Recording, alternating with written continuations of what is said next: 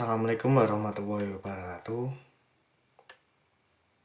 Perkenalkan, nama saya Muhammad Rizky Nur Farhan, NIM 20B10079 dari Prodi Teknik Sipil. Yang pertama, saya mengucapkan terima kasih pada semua yang menonton maupun tidak video ini, dan saya berterima kasih kepada Pak Greg telah membuka wawasan saya tentang kesombongan, tentang menghargai sesama. Dari video yang ada di YouTube Pak Greg itu ada 3 pertanyaan. Yang pertama, menurut agama atau keyakinan Anda, bagaimana menjalin relasi sesama meskipun berbeda keyakinan? Dan tadi kalau nggak salah, bagaimana menjaga persatuan dalam kehidupan mendatang? Menurut saya, dan pasti kalian tidak asing dengan kata-kata ini, kalian harus menjaga, kalian harus menghormati pendapat orang lain. Itu menurut saya sangat benar. Dalam agama saya mengajarkan, atau dalam kehidupan saya mengajarkan, siapa orang yang menghargai seseorang, dia akan pasti dihargai oleh seseorang. Atau bisa dikatakan, sapa ngantur kuwi ngunduh. Ya, untuk menjaga keserasian dalam umat beragama satu dengan yang lainnya, itu salah satunya dengan metode atau dengan cara menghormati dan menghargai pendapat masing-masing. Salah satunya gini, kita kan berbeda agama. Contohnya, dalam agama saya diajarkan begini, dalam agama kamu diajarkan begitu, dan kita harus saling menghargai. Oh ini gini, oh ini gini. Apakah mereka harus ikut, kita harus dipaksa ikut kita dengan acara kita? Itu pasti tidak. Kita harus mencari jalan keluarnya, entah itu ambil tengah-tengah ataukah itu mendiskusikannya, kita juga nggak tahu. Ya tentunya kita harus menghargai perbedaan yang ada. Yang kedua, soal kapitalisme, individualisme, komunisme, dan hedonisme. Dalam agama saya, keempat-empatnya tidak disetujui. Karena apa?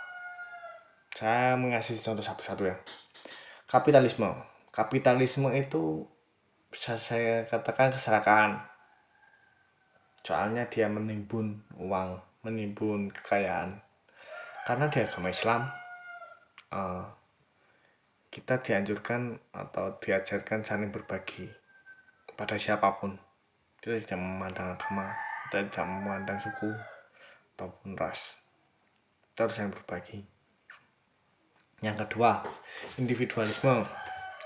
Dalam individualisme saya baca tadi, kok ada yang setuju, ada yang tidak, tapi merata tidak. Soalnya individualisme itu bisa saya katakan keras kepala. Kamu harus ikut saya, apapun yang saya lakukan, entah jahat atau baik, kamu harus ikut saya. Contohnya itu PKI, itu Partai Komunis Indonesia. Dia kan mau melengsarkan dia kan mau mengganti ideologi negara dengan ideologi Islam. Nah, itu yang antara individualisme dan komunisme itu hampir sama, seperti itu.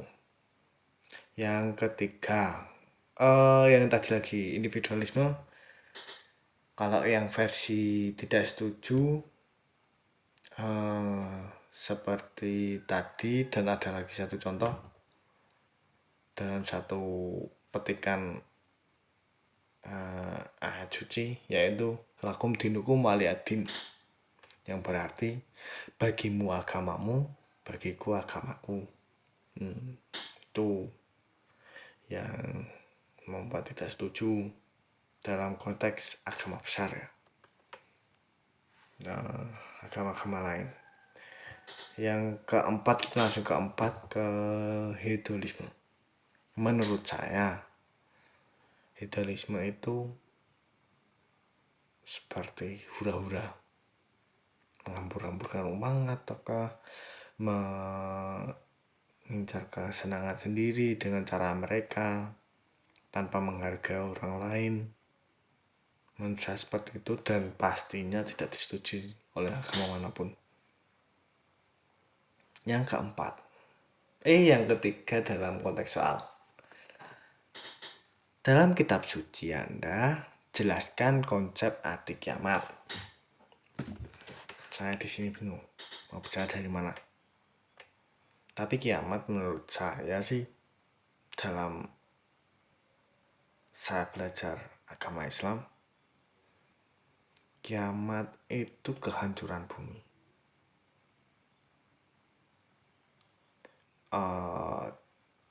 Dan sekarang itu tanda-tandanya sudah ada. Contohnya, manusia mulai serakah, manusia mulai sombong. Dalam artian mereka hampir sebagian orang atau banyak orang sudah lupa terhadap Tuhannya, terhadap ajaran-ajarannya. Contoh saya dalam agama saya sendiri lah. Dalam soal sholat saja.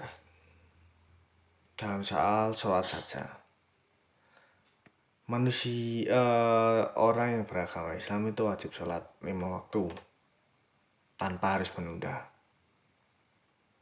Dan banyak orang Islam suka lalai itu pada saat subuh, sholat subuh, sholat asar, sholat isya. Sholat subuh, mereka belum bangun. Sholat asar, mereka sudah pulang. Baru pulang, perjalanan pulang sampai rumah maghrib. Nah itu, sholat isya. Habis maghrib, biasanya kan ke orang-orang yang gimana ya, masih taat sama Allah, mereka itu pasti tadarus. Tapi kalau orang-orang yang pekerja keras, maksudnya kayak gitu kan, saya tidak bisa memungkiri orang itu capek, pasti dia butuh istirahat. Nah dia istirahat sampai lupa sholat isya, dia ketiduran, dan siklus itu berulang lagi. Nah itu yang dimaksud kesombongan menurut saya. Mereka lupa dengan apa yang diberikan oleh Allah. Selanjutnya soal konteks keserakahan. Manusia suka mulai serakah. Dulu suka serakah. Dia menggali tanah, dia menemukan contohnya batu bara, digali terus, akhirnya habis. Dan efeknya alam itu rusak karena digali. Kita cari spot lain, gali lagi, spot lain, gali lagi. Lah seperti itu yang membuat alam kita itu rusak. Makanya sekarang itu banyak terjadi bencana-bencana alam seperti banjir kah, letusan gunung kah, longsor kah. Menurut saya alam itu sudah geram pada kita. Nah, saya tidak bisa memungkiri juga karena itu proses keserakahan dan itu kebutuhan juga. Tapi alangkah baiknya kita boleh kayak gitu. Mesti kita gali-gali terus cari potensi-potensi lain. Tapi kita harus diimbangi dengan, contohnya kita buat lahan penghijauan. Ya menurut saya begitu Pak Greg. Dan terima kasih teman-teman. Bila ada kekurangan dalam proses pembawaan saya presentasi ini atau mengomentari dari video Pak Greg tadi, dan ada kurangnya saya mohon maaf. Bila taufiq wal hidayah. Assalamualaikum warahmatullahi wabarakatuh. Saya Rizky, mohon pamit.